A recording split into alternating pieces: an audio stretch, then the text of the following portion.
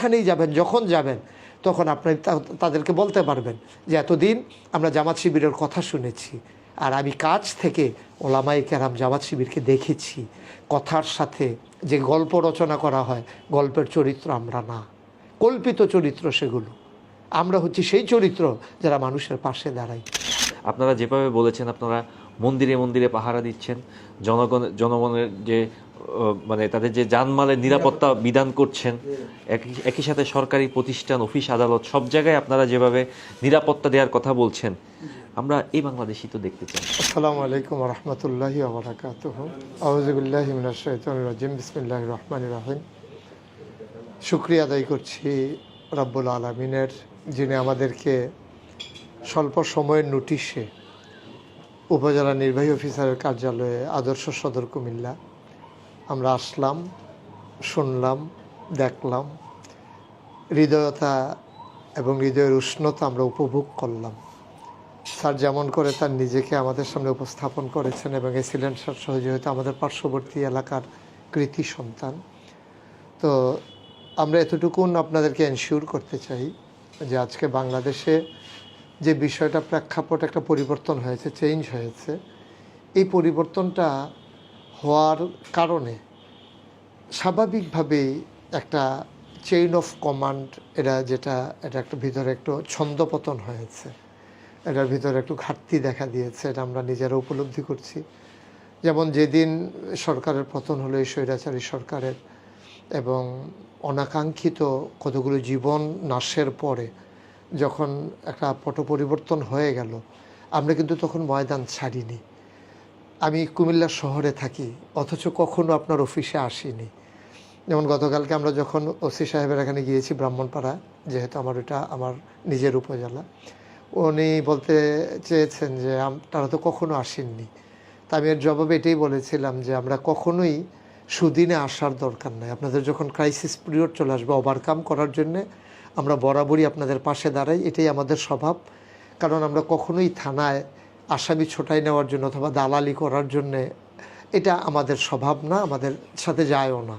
সুতরাং যারা এই জন্য এই কাজগুলো করতে চায়, তারাই স্বাভাবিকভাবে বারবার থানায় ছুটে যায় নিজের ক্ষমতা পাকাপুক্ত করার জন্য এবং নিজেদের স্বার্থকে চাওয়াকে পাওয়ায় পূর্ণতা দেওয়ার জন্য সাধারণত তারা এই কাজগুলো করে। তা আমরা ওনাকেও বলেছি এবং আমরা সেই ঘটনার পর থেকে আপনি জেনে খুশি হবেন যে ব্রাহ্মণপাড়া উপজেলায় মানে একজন সিপাহির দিকে অথবা একজন ওসি সাহেব থেকে শুরু করে একেবারে দারোয়ান পর্যন্ত, সেখানকার যারা রান্না করে সেই লোকগুলো পর্যন্ত কেউ বাঁকা নজরে তাকাবে এই সাহসটাও ব্রাহ্মণপাড়া উপজেলায় কেউ করে নাই।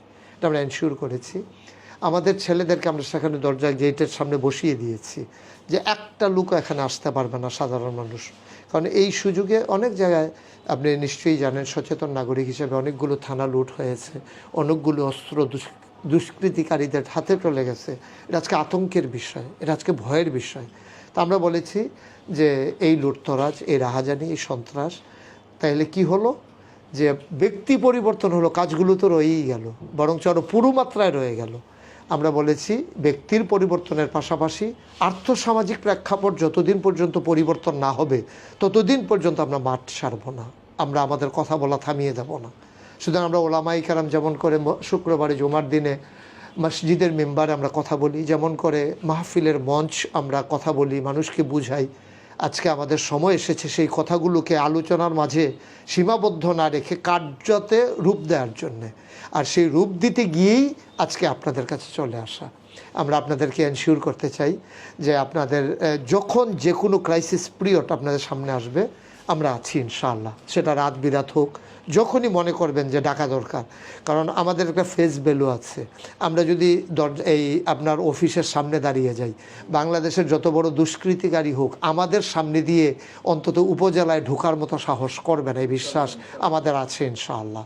সুতরাং আমরা আজকে আপনাদের মাধ্যমে এই রাষ্ট্রকেও জানাতে চাই যে যারা আপামর জনতা আছে সবাইকে আমরা বলতে চাই, গতকালকে আমরা পুলিশকে আলাদা নিয়ে কথা বলেছি, সিপাহীদেরকে নিয়ে আলাদা কথা বলেছি যে আপনারা কেন চাকরি ছাড়বেন, আপনারা ব্যবহৃত হয়েছেন, আপনারা নিজেরা কোনো কিছু করেননি, যেহেতু এটা একটা চেইন অফ কমান্ড আছে এই বাহিনীর ভিতরে, তো ঊর্ধ্বতন কর্তৃপক্ষ যে হুকুম করবে আপনি পালন করতে বাধ্য, আপনার মনের চাওয়া ইচ্ছায় হোক আর অনিচ্ছায় হোক। সুতরাং এটার জন্য আপনারা দোষী না, আপনাদেরকে আমরা দোষী করিও না।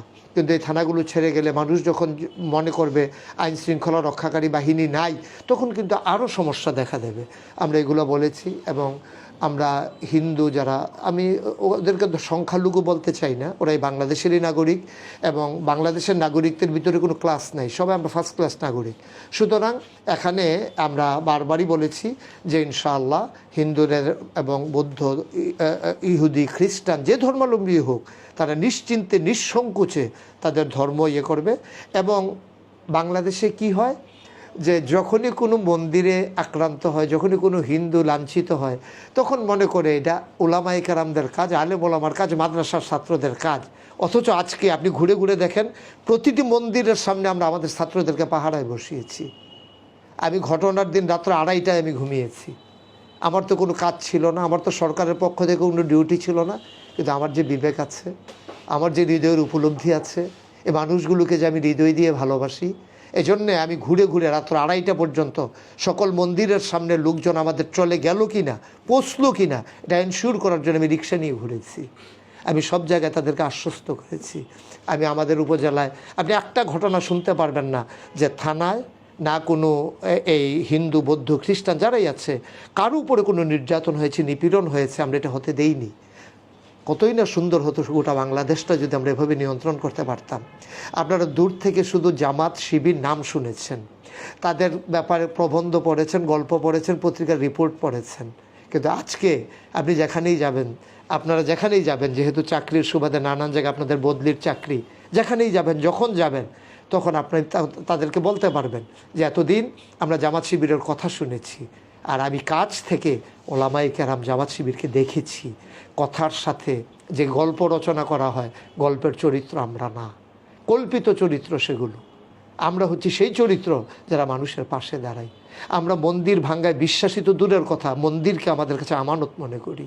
কারণ এই আমানত রাষ্ট্র দেয় নাই, সরকার দেয় নাই, কোনো আইন দেয় নাই, এই আমানত দিয়েছেন স্বয়ং রাসূল সাল্লাল্লাহু আলাইহি ওয়াসাল্লাম 1500 বছর আগে। আমরা বলেছি আইনের শাসন আসুক, সকল শ্রেণীর মানুষ নির্বিঘ্নে নিশ্চিন্তে চলুক। রাত বিরাতে আমার দেশের মেয়েরা, আমার দেশের মহিলারা সবাই রাত বিরাতে যেন নিশ্চিন্তে চলতে পারে, কোনো দিন যেন তার ইজ্জতের উপরে আঘাত আসবে এই ভয় তার না পেতে হয়। আমরা তো এমনই দেশ চাই, আমরা তো এমনই সুন্দর দেশ চাই। আপনারাও আমাদের সাথে একমত, আপনারাও চেয়েছেন, কিন্তু নানান প্রতিবন্ধকতার কারণে ক্ষমতাসীন মানুষগুলোর অন্যায় আবদার বাস্তবায়ন করতে গিয়ে আপনারাও পরিস্থিতির শিকার হয়েছেন। আপনাদের সুকুমার বৃত্তিগুলো আপনারা লালন করতে পারেননি, আপনাদের মেধার বিকাশ ঘটাতে পারেননি। আপনারা অনেক যোগ্য, অনেক জিনিয়াস আমার দেশের ছেলেরা। আজকে যারা রাস্তায়, যে ছেলেগুলোকে জোর করে সেদে সেদে মা বাবা ভাত খাওয়াতে পারেনি, সেই ছেলেগুলো আজকে রাস্তায় বৃষ্টিতে ভিজে ভিজে, ট্রাফিক, আমি দেখেছি বৃষ্টি আসলে আড়ালে চলে যেত, কোনো ছাদের নিচে যেত, কিন্তু আমার ছেলে মেয়েরা একটাও ছাদের নিচে যায় নাই। আপনি ভাবতে পারেন? অবাক বিস্ময়ে বাংলাদেশ তাকিয়ে দেখেছে এ প্রজন্ম কোন প্রজন্ম, এই প্রজন্ম কোন প্রজন্ম, ওরা কি চায়? ওরা নিজেদের জন্য কিচ্ছু চায় না, ওরা একটা সোনার বাংলা চায়, শুধু কাগজে পত্রে নয়, আক্ষরিক অর্থে নয়, বাস্তবতায় একটা বাংলাদেশ চায় যে বাংলা সোনার বাংলা হবে। সুতরাং আজকে আমরা আপনাদেরকে এটাই বলতে চাই, আপনাদের কাছে আমাদের কোনো আবদার নিয়ে আমরা আসিনি, আমাদের কোনো চাওয়াকে পাওয়ায় পূর্ণতা দেওয়ার জন্য আপনাদের কাছে আমরা আসিনি। আমরা এসেছি এই জন্যে যে আপনাদের সুকুমার বৃত্তিগুলো আপনার বহিঃপ্রকাশ ঘটুক, আপনারা বলতে শিখেন, আপনারা অন্তত বন্ধুবান্ধব ফ্রেন্ড সার্কেলে হলেও বলেন যে আমরা জামাত শিবির বলতে যা শুনতাম বাস্তবতা তা নয়, ওরা অতন্ত্র প্রহরী, দেশকে ওরা ভালোবাসে, হৃদয়ের মাঝে দেশের ভালোবাসা ওদের ভরাট করা আছে। সুতরাং আজকে আমাদেরকে আপনি সময় দিয়েছেন, আপনি ব্যস্ত মানুষ, অনেক দায়িত্বপূর্ণ একজন মানুষ। আমরা আপনার মাধ্যমে গোটা বাংলাদেশের সকল প্রশাসনের মানুষকে জানাতে চাই, আমরা এই সত্যিকার অর্থে দেশপ্রেমিক। যারা দাবি করে দেশপ্রেমিক আর ক্রাইসিস পিরিয়ডে যারা নিজের জীবন নিয়ে পালিয়ে যায়, ওরা বলতে পারে কিন্তু দেশপ্রেমিকের পরিচয় দিতে পারল না। কর্মীরা কোথায় যাবে? মন্ত্রী এমপিরা কোথায় যাবে যে মানুষটি ভাবলো না, সারাটা জীবন কাঁদলেন, আমি আপনাদের দুঃখ বুঝি, এই বুঝি দুঃখ বুঝার নমুনা। বোনকে নিয়ে পালিয়ে গেলেন, বাকি মানুষগুলোকে কোথায় রেখে গেলেন আপনি? এ দেশবাসীকে কোথায় রেখে গেলেন? এই নিরাপত্তাহীনতায় রেখে গিয়ে আপনি কিসের পরিচয় দিলেন? আপনি অভিভাবক, এ দেশের অভিভাবক, 56,000 বর্গ মাইলের আপনি অভিভাবক, আপনি অতন্ত্র প্রহরী হবেন এই দেশের। সুতরাং ক্ষমতা দখল করা যায়, ক্ষমতার সুফল দেওয়া বড়ই কঠিন। 1,500 বছর আগে আইনের শাসনকারে কয়ে দেখিয়েছিলেন অর্ধ পৃথিবীর প্রেসিডেন্ট আমিরুল মুমিনিন খলিফাতুল মুসলিমিন হযরত উমর। তার ছেলে যখন অপরাধে ধরা পড়ে গেল, তিনি বললেন কার ছেলে দেখার দরকার নেই, অপরাধী এটাই তার পরপরিচয়। তিনি নিজের হাতে চাবুক মারলেন ছেলের পিঠে। বাকি চাবুকগুলো যখন সে মৃত্যুর কুলে ঢলে পড়লো, বাকি চাবুকগুলো তার কবরের উপরে দেয়া হলো। আইনের শাসন তাকেই বলে। সুতরাং কখনোই আমরা আপনাদের কাছে আসবো না যে আমার একজন কর্মীকে আপনি ছেড়ে দেন যে মাদকের সাথে জড়িত। আমরা কখনোই বলবো না আমাদের লোকটাকে ছেড়ে দেন যে লুটতরাজ রাহাজানি চাঁদাবাজির সাথে জড়িত। আপনাদেরকে স্বাধীনভাবে আপনাদের রাষ্ট্র পরিচালনার জন্য আপনার আওতাধীন এলাকায় আপনি আপনার মতো করে সকল কাজ নিশ্চিন্তে নির্বিঘ্নে আমাদের সহযোগিতা নিয়ে যেন করতে পারেন, আমরা এতটুকু আল্লাহকে সাক্ষী রেখে আপনাকে এনশিওর করে গেলাম। আপনি আমাদেরকে পাবেন ইনশাআল্লাহ। যে কোনো ক্রাইসিস পিরিয়ড ওভারকাম করার জন্য মেহনা ইনশাআল্লাহ। আপনি যখন দেখবেন রাত 3টায় আমি গাড়ি নিয়ে চলে এসেছি। আমি এতটুকুনই বললাম, আর বাকিটা আমরা কাজে প্রমাণ দেবো ইনশাআল্লাহ। আমরা বিশ্বাস করি এবং আমরা সবাই মিলে যারা জীবন দিয়ে দিল, যার গেছে সেই বুঝে তার কি গেল, আমি আর আপনি বুঝবো না। আমার একটা ছেলে ইউনিভার্সিটিতে পড়ে, যখন আমি সাঈদের বুকে গুলি দেখেছি, আমি কল্পনায় আমার ছেলেকে ভাসিয়ে নিয়েছিলাম যে এই ছেলেটা সাঈদের জায়গায় যদি আমার মিসবা দাঁড়াতো, আর তার বুকটা যদি এভাবে ঝাঁঝরা হয়ে যেত, তার মাকে সান্ত্বনা দেওয়ার জন্যে কোনো ভাষা এই পৃথিবীতে এখনও আবিষ্কার হয় নাই। তাদের দুঃখ মুছে দেওয়ার জন্য কোনো ঔষধ, কোনো মলম এই পৃথিবীর কোনো আপনার কেমিস্ট্রি এখন পর্যন্ত আবিষ্কার করতে পারিনি। সুতরাং আমরা সবাই মিলে তাদের জন্য দোয়া করি, আল্লাহ যেন তাদের কবরগুলোকে জান্নাতের টুকরা বানিয়ে দেন, তাদের কাঙ্ক্ষিত বাংলাদেশ যেন আমরা ভোগ করতে পারি, আল্লাহ যেন তৌফিক দান করেন। কঠিন সময়ে যখন একটা ট্রানজিশন পিরিয়ড যাচ্ছে, তো এই সময়ে যখন দেশ সংস্কারের একটা প্রক্রিয়া চলমান আছে, এই সময়ে আপনারা এগিয়ে এসছেন, সবার আগে এগিয়ে এসছেন, এটিকে আমি সাধুবাদ জানাই, এটা আমি ধন্যবাদ জানাই, কৃতজ্ঞতাবোধ জানাই।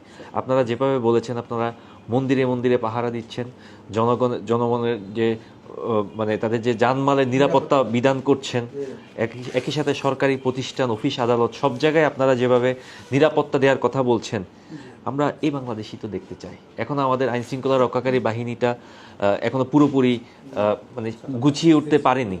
এই সময়টাতে আপনাদের খুব প্রয়োজন, আপনাদেরকে আমাদের পাশে চাই এবং আপনারা সবাই মিলে একসাথে কাজ করতে চাই। আমরা একটা বৈষম্যবিহীন বাংলাদেশ চাই। আজকে যে সমাজে এত লুটতরাজ হচ্ছে, একটা আইন শৃঙ্খলার যখন অবনতি হয়েছে, এই সুযোগটা নিয়ে কিছু মানুষ দুষ্কৃতিকারী, তারা, আমি দুষ্কৃতিকারী বলবো না, আমরা বলবো তারা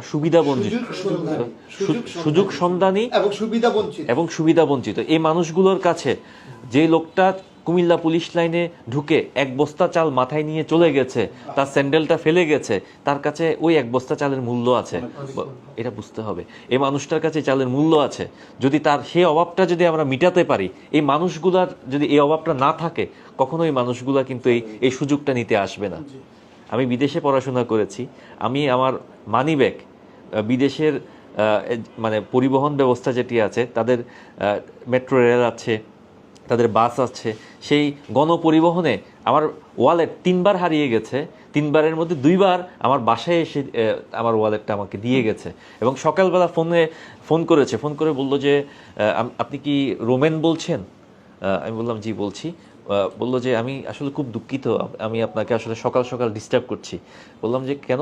বললো যে আপনার একটা ওয়ালেট মনে হয় হারিয়ে গেছে, আমি অনেক কষ্টে আপনার কন্ট্যাক্ট নাম্বারটা, আপনার আইডি কার্ডটা দেখে জোগাড় করে আপনার ওয়ালেটটা বাসায় ফেরত দিতে এসেছি। তো এই যে একটা মানুষের মধ্যে নির্লোভ, মানুষ যখন তার অভাব থাকে না, তখন তার মধ্যে লোভ থাকে না। তো এই অভাব থেকে কিন্তু মানুষের এই লোভের জায়গাটা তৈরি হচ্ছে। তাইলে সমাজে যে একটা অসামঞ্জস্য, আছে, ইনইকুয়ালিটি যেটাকে আমরা ইংরেজিতে বলি, এই ইনইকুয়ালিটি থেকে কিন্তু এই মানুষগুলোকে এই লুট্তরাজের দিকে কিন্তু ধাবিত করছে। তো আমরা আপনাদের কাছ থেকে আশা করব সমাজের এই বৈষম্য দূরীকরণে সবার আগে কাজ করবেন। ওই জায়গাটাতে কাজ করা আমার সবচেয়ে বেশি জরুরি। কিছু মানুষ অনেক বেশি ধনী হয়ে গেছে, কিছু মানুষ অনেক বেশি গরিব রয়ে গেছে। তাহলে এই মানুষগুলোকে যদি আমরা উঠিয়ে নিয়ে আসতে পারি তাহলে আমাদের সমাজে শান্তি শৃঙ্খলা ফিরে আসবে, এটি আমার বিশ্বাস। আপনাদেরকে নিয়ে আমরা আলেম ওলামা, জামায়াত, শিবির, বিএনপি সকল রাজনৈতিক দলকে নিয়ে আমরা একসাথে কাজ করতে চাই। আমরা একটা বৈষম্যবিহীন সমাজ গড়তে চাই। এই সমাজের অংশীদার হবে সকলে। ধন্যবাদ।